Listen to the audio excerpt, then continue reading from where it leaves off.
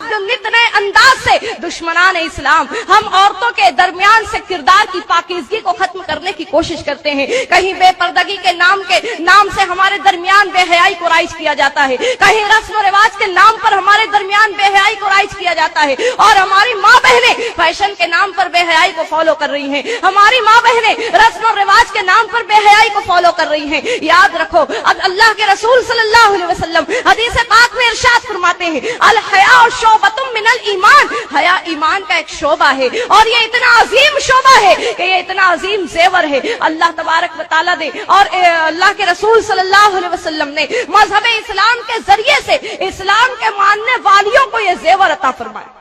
आज तुम दुनिया के किसी दुकान में चली जाओ, सोने का जेवर एक मर्तबा खो जाएगा, दोबारा तुम बना सकती हो। चांदी का जेवर एक मर्तबा टूट जाए या एक मर्तबा चोरी हो जाए, गुम हो जाए, तुम दोबारा वैसा बना सकती हो। लेकिन याद रखो, एक खातून के अगर किरदार अमल में से उसकी हया को छीन लिया जाता है, एक खातून के पास से अगर हया का जेवर खत्म हो जाता है, दोबारा ये जेवर उसको नसीब नहीं होता। इसलिए कि ये जेवर दुनिया के किसी बाजार में नहीं मिलता है, ये जेवर दुनिया में किसी बड़े से बड़े सुनार के पास नहीं मिलता है। ये जेवर तो अल्लाह ईमान वालियों को अता फरमाता है। ये जेवर तो ईमान का एक हिस्सा है जो मौलाए कदीर ने ईमान वाली औरतों को अता फरमाया। मेरे प्यारे आका अलैहिस्सलातु तस्लीम की प्यारी दीवानियों, जब तक कि हमारी माओ का किरदार पाकीज़ा था, जब तक कि हम औरतों के किरदार और अमल की इस्लाह हम अपने खुद से करती रहती थी, अल्लाह अकबर, हमारा आलम ऐसा था कि अगर दामन फैलाकर अल्लाह की बारगाह में दुआ मांग ली जाए, वो दुआ रद्द नहीं होती।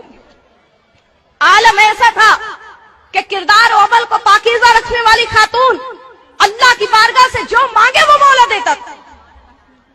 फरमाया जाता है कि दिल्ली की सरजमीन पर एक मर्तबा कहत साली का आलम हुआ, बहुत ज्यादा कहत पड़ा, लोग भूख से मरने लगे, पानी नहीं बरस रहा है, लोग प्यास से मरने लगे। उलमा के पास लोग जमा हुए, कहा गया चलो मैदान में जमा हो जाओ, बारिश के लिए हम दुआ करेंगे, बारिश बरसने की दुआ होगी।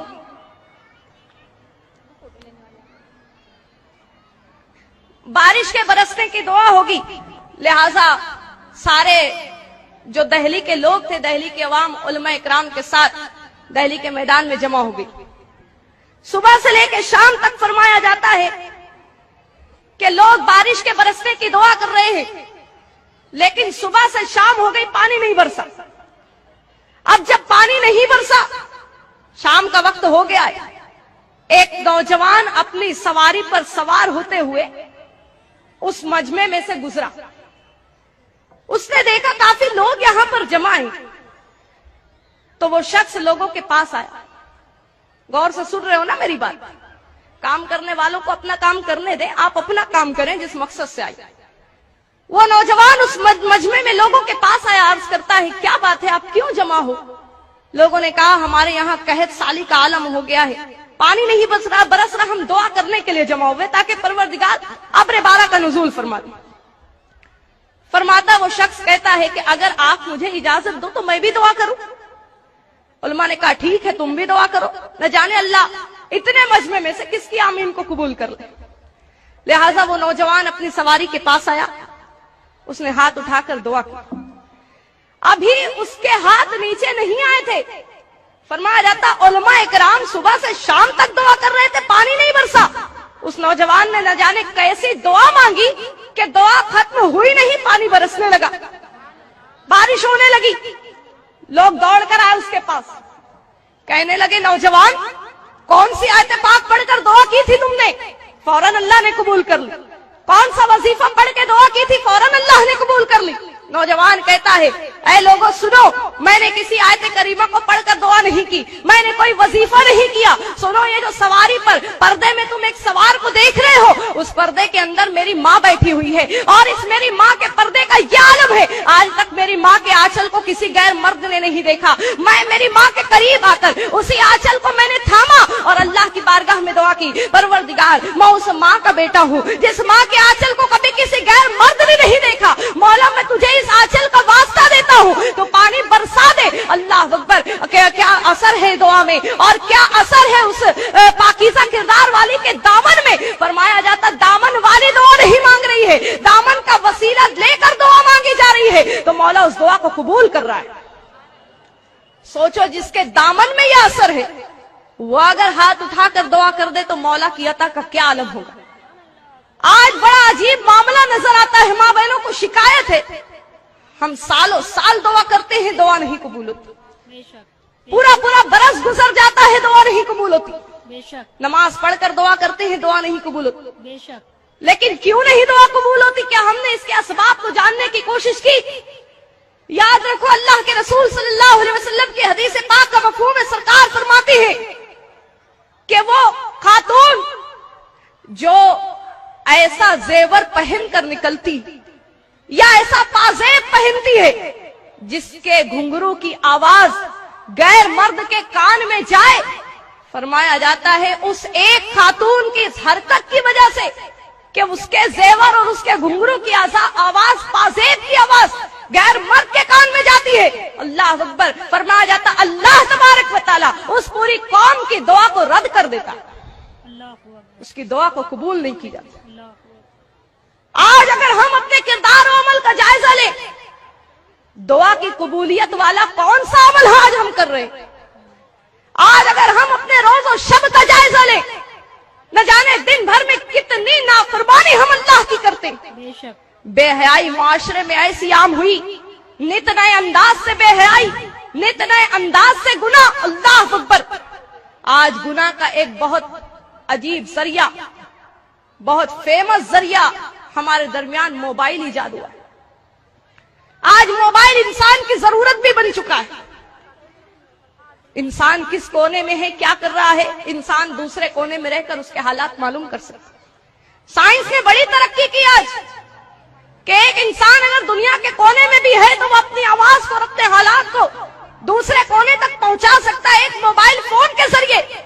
लेकिन आज इसी मोबाइल का इस्तेमाल अगर हम अपनी नौजवान नस्लों के दरमियान देखते हैं, आज अगर इसी मोबाइल का इस्तेमाल हम अपनी नौजवान बच्ची के दरमियान में देखते हैं, अल्लाह अकबर, आज नौजवान नस्ल इस मोबाइल के जरिए से तबाही के रास्ते पर जाती नजर आ रही है। आज एक हमारी नौजवान नस्लें इस मोबाइल के जरिए से अपनी नौजवानी को बर्बाद करती नजर आ रही है, अपने किरदार और अमल को तबाही के दहाने पर पहुंचाती नजर आ रही है। अल्लाह अकबर, मोबाइल का एक SMS का सिस्टम, अल्लाह अकबर, ये SMS ऐसे SMS कि अगर शैतान देख ले तो वो शर्मा जाए। फहिश SMS आज नौजवान नस्लों के दरमियान राइज हो चुके हैं। इश्किया शेर और शायरी हमारे दरमियान राइज हो चुकी है। याद रखो, अल्लाह तबारक व तआला कलाम पाक में इरशाद फरमाता है कि अगर तुम किसी से सरगोशी करते हो, मोबाइल में इंसान क्या करता है, एक अपनी बात दूसरे के कान में कहता है, और जो इंसान अपनी बात को अवाम में ना कहते हुए किसी के कान में सरगोशी के अंदाज में कहे तो उसको सरगोशी कही जाती है। और इस सरगोशी का सही इस्तेमाल कुरान हमको बताता है।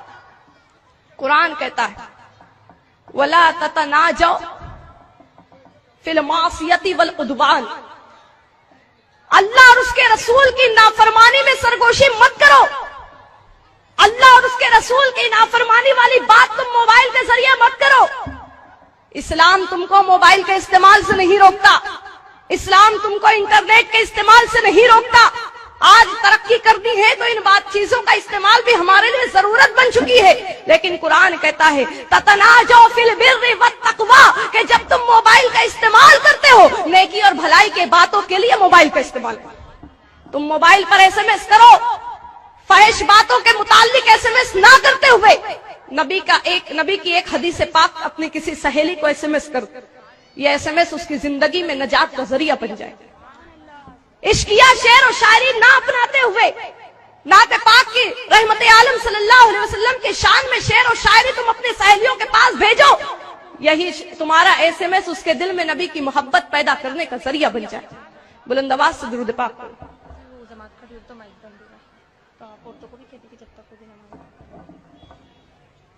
जमात को खड़ी होने वाली, मतलब माइक तक का इंतजार में बोल रहे हैं।